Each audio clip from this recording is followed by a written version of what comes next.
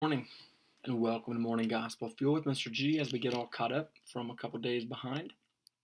It is Monday, officially, July 25th, the 17th week of Ordinary Time, and the feast day of St. James the Great, or St. James the Greater. He, of course, is one of the apostles, and he is the son of Zebedee, as we'll hear in today's Gospel. But he was, according to the New Testament, the first apostle to be martyred, as you read in Acts chapter 12, verse 2. And the way of St. James is in Spain, that many people go to pilgrimage every year. And he is the patron saint of Spain, as that was where his missionary task was as he spread out. But he was martyred in 44 AD. So he didn't last too long, as much the martyrs didn't, after Jesus died and resurrected from the cross. So, St. James the Great as well. We'll say an extra prayer for my godson, whose first name is James, by chance, but that's okay. That's a special patron. Today's gospel is from Matthew chapter 20, verses 20 through 28. Let's begin in the name of the Father, Son, and Spirit, amen. Then the mother of the sons of Zebedee approached him with her sons and did him homage, wishing to ask him for something. He said to her, "What do you wish?" She answered him, "Command that these two sons of mine sit, one at your right and the other at your left, in your kingdom." Jesus said in reply, "You do not know what you are asking. Can you drink the cup that I am going to drink?" They said to him, "We can." He replied, "My cup you will indeed drink, but to sit at my right and at my left, this is not mine to give, but is for those for whom it has been prepared by my Father." When the 10 heard this, they became indignant at the two brothers. But Jesus summoned them and said, "You know that the rulers of the Gentiles lord it over them, and the great ones make their authority over you felt. But it shall not be so among you. Rather, whoever wishes to be great among you shall be your servant. Whoever wishes to be first among you shall be your slave. Just so the Son of Man did not come to be served, but to serve and to give his life as a ransom for many."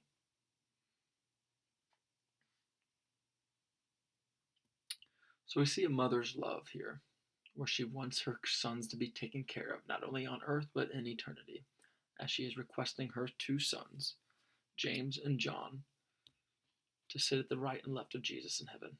And of course, we see here in this gospel, in Matthew's gospel, that the other 10 disciples are getting pissed off about this. They're getting upset, they're indignant, because they are competitive, they're men, they're human. Who doesn't want to win, quote unquote? So they're seeking it out. And similar to yesterday's gospel, the Sunday gospel of ask and you shall receive, seek and you shall find, knock and the door will be open to you. This is a great example of how the mother is asking Jesus, because Jesus can tell that she's concerned and she has a question and that something's weighing down on her heart. But Jesus didn't give her the answer that she wanted. But he still responded. And that's what we need to get used to, is that God knows much more of what we need than what it is that we want. And we need to trust and believe in that. I know I struggle with that often. So, but Jesus shows them the way. You need to serve. It doesn't really even matter right now who's going to be sitting at the left and the right, because that's not how true leaders lead. True leaders serve. And you don't try to gain and search after authority, because Jesus knows our hearts and he knows our eternal resting place. Because Jesus knew what the mother of these two sons wanted to ask, because he's God. But he still asked her to talk to him, have a dialogue, have a conversation with him, because Jesus is human, and he wanted to have a human communication with everybody involved. So he used it to show his humanness, to let her reveal through her mouth, through her words, her desires, and then use the other part of our senses to hear and listen and receive what Jesus wanted to say in response to that. So, are we okay? How is it whenever we receive news that it is not what we want to hear? Or whenever we get told no?